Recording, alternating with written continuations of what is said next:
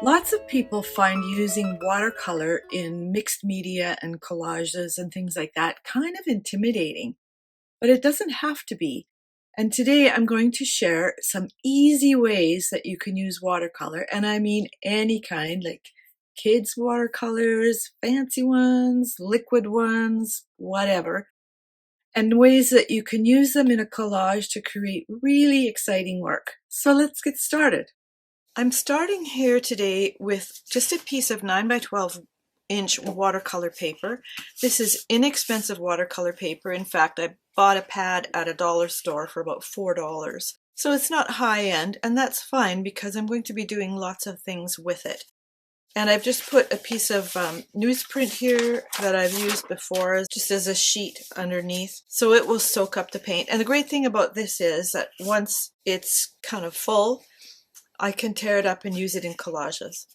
I'm also using this set of watercolors, which I buy in the little tubes and then put in the pans. Now, you don't need to have this many colors.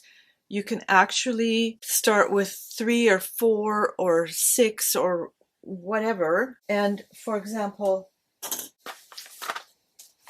if I wanted to, I could just use these colors. These are brand new. I haven't even used them yet. I got them as a gift earlier in the summer, and I haven't got around to using them yet. I also have this little set. This is by Prima Marketing, and they're pastels. But when I was in Rome a couple of years ago, I bought some more colors in here. So these ones actually came with the set, but these ones are extras. And again, you can use however many you want or need. And you can choose whatever colors you want. So today, what I thought I would do is I've pulled out some papers from just an inexpensive scrapbooking pad in these warm sort of yellows and browns and this cool blue. And I don't know how I'm going to use them because I haven't figured that out yet. I've also got some pieces here that I bought in sets that are just pieces. And so they're great because you can just tear off what you want and go from there. This is from a different video that I did. And all it is rubber stamps on tracing paper. And then there's just some scraps that I have. Don't think I'll probably use that one. Pages from old books. And this is one that I use to try different things on. So it actually gets nicer looking. And these colors are the ones I'm using today, so it would work really well. Anyway, there's some scraps of paper here, like newspaper things and scrapbook paper and that kind of thing. So that's what we're going to use as time goes on. However, to begin with, I'm using just the watercolors. To begin with, I'm just going to spray the surface here so it's kind of wet because I'm going to use a wet and wet method. And you can see right away that the paper sort of goes like this. You can see that it's curved up. It's got lots of water on it. And the reason for that is that the water makes the paper expand. And so that's why you get buckling and warping with the paper, because it'll expand on one side but not on the other. So I'm just going to do really random colors. This is called raw sienna, but any kind of browny, yellowy color will work. And what I'm planning to do at the end of this is cut this paper into cards. And this background is going to be just pretty random and abstract. And I'm taking it right off the edges as well because I'm going to be cutting it apart. That's one reason why I didn't put tape on it, because just because of the measurements. I want it to be easily cut apart and end up being the even number. I'm even going to put some of this burnt sienna in there to just give it a little more red. So as you can see, this is extremely simple. Now right here, the paper has dried. So then you get, this is wet paint on dry.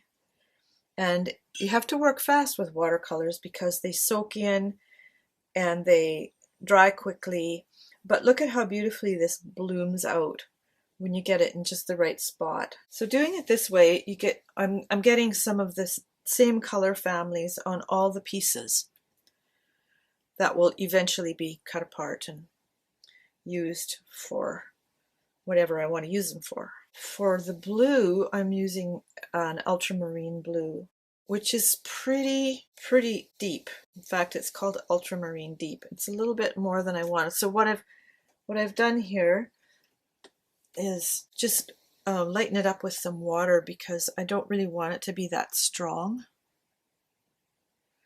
And I also want it to be a little bit duller, so one way to do that is just to mix some brown in it. See, it almost makes a gray. It's a little bit too much. Yeah, that's the kind of color I was looking for. Now, what I don't want to do is mix too much on the paper because I'll make mud, and that's not my goal. So that's our first layer, and all you have to do now is just let it dry. Okay, our piece is almost completely dry. There's just hardly any dampness in it at all, and all I did to just straighten it out was just give it a bend, because once it's dry, it kind of wants to be straight. I'm going to be collaging all across here and then cutting it out, so I'm not really worried about the composition of each little piece. I'm going to use some of these pieces and just tear some pieces and have them here and there. And what I think I will do is just kind of place some of them around and then decide where I want them, or you know, what else to put on here. Now, I also want to use some of these ones. I'm going to just kind of randomly place them, and then I'm going to glue them down. With this, you can do whatever you want. If you've got scraps lying around, this is a good place to use them. Okay, I'm going to start there because I can add more and more as I see fit. And what I'm using is a matte gel. Now the thing with tracing paper and vellum and this sort of thing is this is what it does when it gets wet. It just goes, yikes. So then you've got to really stick it down well, and it crumples too. Like, see, this is just curled right underneath here. It stretches like mad, and then it doesn't want to lie flat. This gives it texture. All right, here's another one. We'll try this one.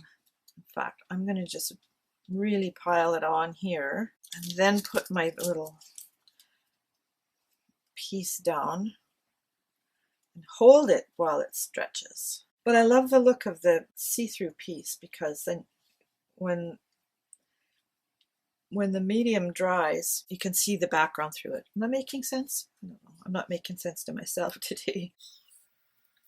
I'm not really a big fan of browns and hardly ever use them, but today is a very gray day, and I thought, you know what, fall, it's fall.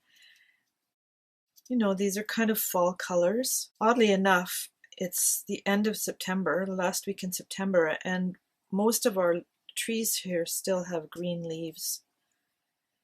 So I know in other parts of the continent they're changing color. Okay, that one's down. But here they've only just kind of started, so I think it's, I don't know, maybe it's because it's been just warm and bright this fall. Now, using this kind of materials is not guaranteed to be neat, so just so you know. And the matte medium dries clear, but look how weird it's getting up here. We're going to discover what it'll do. Even here it's buckled up again. Silly thing. I love this, the semi-transparent look, but it is kind of obstinate.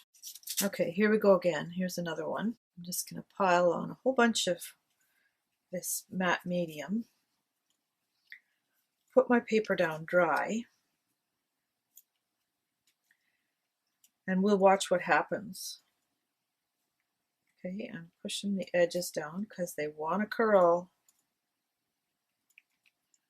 Then I throw some more on top, and it'll just wrinkle right up, I think, just like the other ones did. Okay, I think I need a little bit more in here. So let's see what my little pile has. I don't want any real straight edges necessarily, except right on the very edge, which I should probably put some on there anyway. In another recent video, I made mention of the fact that I was hoping to go somewhere and kind of trying to figure out what would work. And so the people that I'm going to see kind of said, well, why don't you do this? Why don't you come earlier? And I have appointments, and one of them is with a doctor that yeah, it takes months to get in. Now, I don't want the green. I do like this, and I love the color and the handwriting. I'm going to put that one down there, and this one over here.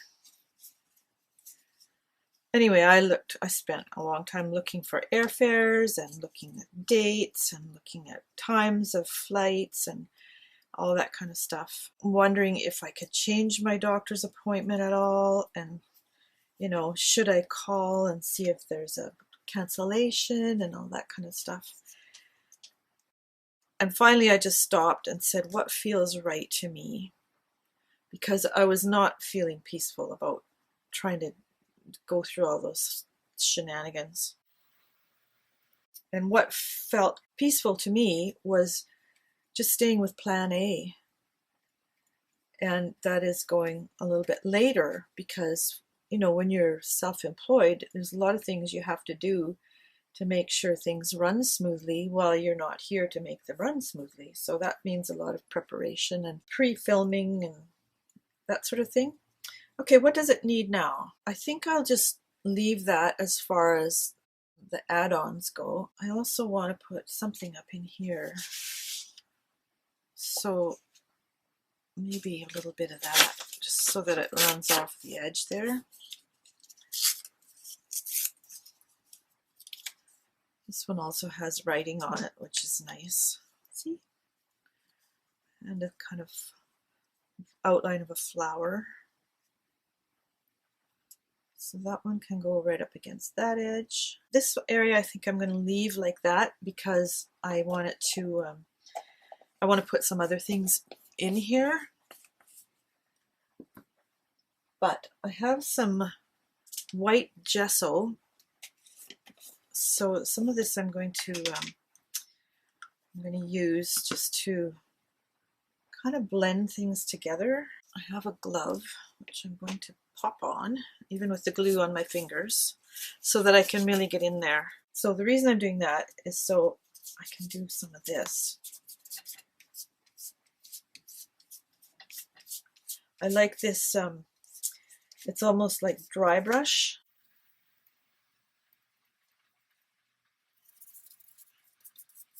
And this is acrylic, so the background is watercolor. It's on watercolor paper, but the gesso and the matte medium are acrylics. And the reason I want to put some white in here is because I don't want that brown in the back to shout too much. And here is this see-through stuff trying to pop up again. But I like this effect a lot, actually. This sort of random painting. Look at that miserable thing. Well, it is what it is. I might have to glue it down later on. That's okay, Sometimes things don't work out like you plan, and you just come up with a plan B.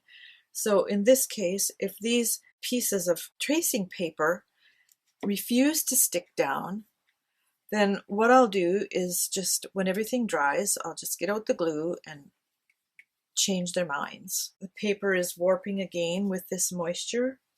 It'll just do that, and then once it's dry, it'll stop. All right, I am going to put the lid on this now because you don't want to leave the lid off of acrylics because they dry very fast. And I'm going to wash out my brush. I took my handy dandy heat tool to it, and it's almost completely dry. It's got ever so little dampness, especially right in this area, but I turned it over as well and dried it with the heat, and it flattened right out again. So there's just still a little bit of dampness in it, but not much. So now what I want to do is use some rubber stamps on it and add some more details.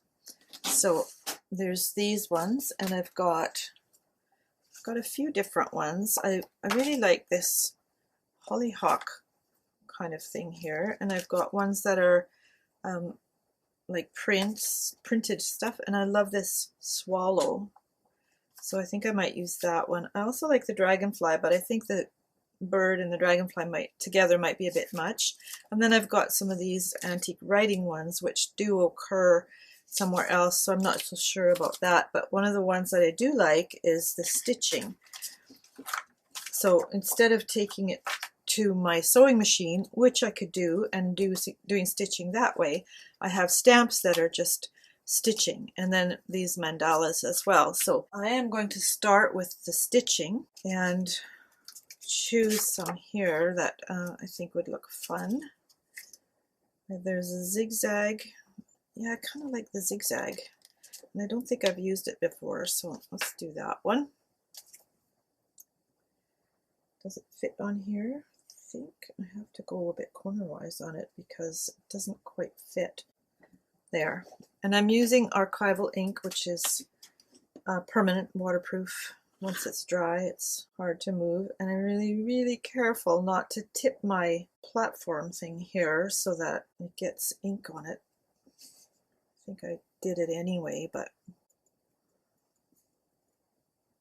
I'm just going to hold it for a minute. I'm going to put it like this, right down the side. This way I can just not have so much of the base over the stamp itself. Now the other thing I can do, of course, is do it the other way around. So let me try that and see if I'm more successful. I think that way works better for me. So we're just going to have some stitching lines here. Works really well. Just want to get that cleaned off a little bit. So I'm going to take this one off and put it back on here, and then use this one, which is kind of messy stitching, and this just adds some really interesting accents.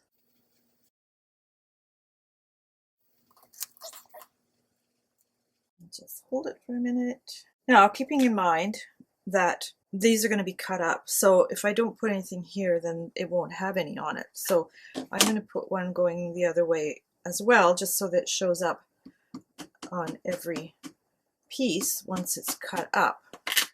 This is nice. I really like it, and it's so fun when you can just get into it and play with it. I think that's probably good for now for that one, because I want to put quite a few other images and that sort of thing on it. So let's move this. I'm going to use the swallow. And again, try not to get it onto the block. All right, let's see. That's where we can put this guy. Put his wing right in that bare spot and press really hard. Perfect. Just what I wanted. Maybe I'll put one down here or up there, Let's go with up there. Really firm. And then I've got these flowers, which will work, I think, with this smaller block. I love rubber stamps, or these kind of stamps. I think they're just so much fun, and you get such beautiful artwork. And the thing is, when you love artwork, you have a real appreciation for the artwork of others. And this is doing fine as it is. So I'm going to put another one over here. I'm not really looking at the composition of each piece, because when I cut it, some of the things are going to be off on a different side and, a different piece, and that's fine. Okay, I think we need just a few little odds and ends, and I'm going to use I think I'll use this one, which is, I don't know what it's supposed to represent, but it's dots. And I think it'll look nice in some of these corners. Just take it right off the edge there. I like it. That's cool. Right down to the very edge. And I think I'll do one in the bottom corner here too. It's a good corner piece because it's shaped like a corner. Very nice. Along the same theme, that is the same group here. Now you can see I used this stamp on that piece there. So I'm going to use this writing one instead. Now one thing I thought of doing was actually starting out, before I put the watercolor on, with just doing some sort of free writing across, so it would be in the background, but I decided not to do that for no particular reason. I just thought, oh, another time. I like that. I really like it a lot. So it's always a toss-up how busy you want things to be. It's sometimes hard to decide, but sometimes you just do things and you go, okay, I think that's finished. And that's all there is to it. Other times you work on it and it's like, I don't know. I do this with a painting. I go, okay, I don't know if it's finished until I've looked at it for several days to weeks. I do like the dragonfly, and since I only have 2 birds, I think I'm going to use the dragonfly. I need the bigger block for that. All right, I think another one could easily go in here. So let's do that. You know what? I'm going to leave that part and just get out a pen and a pencil. Look at this. I got 3 dozen at, believe it or not, a dollar store for $4 a dozen. So I got all the colors that were available. So I'm just going to use this to make a few marks here and there.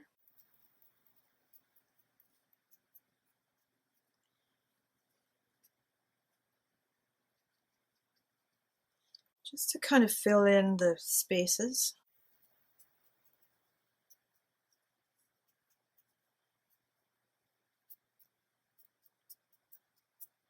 Like that, and I think these ones should go this way. So I'm going to turn my paper.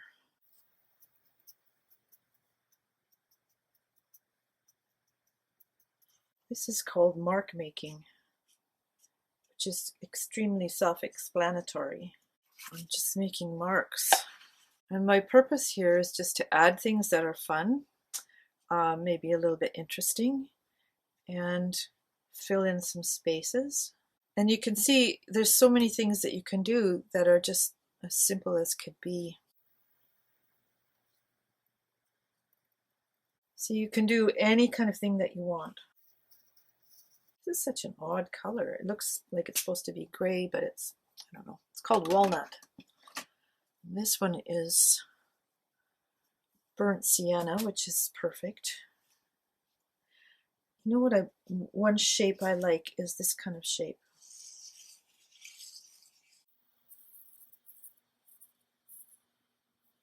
I think I'm going to leave it at that. It feels like it's kind of done. And so because it's nice and dry, I can cut it into the pieces.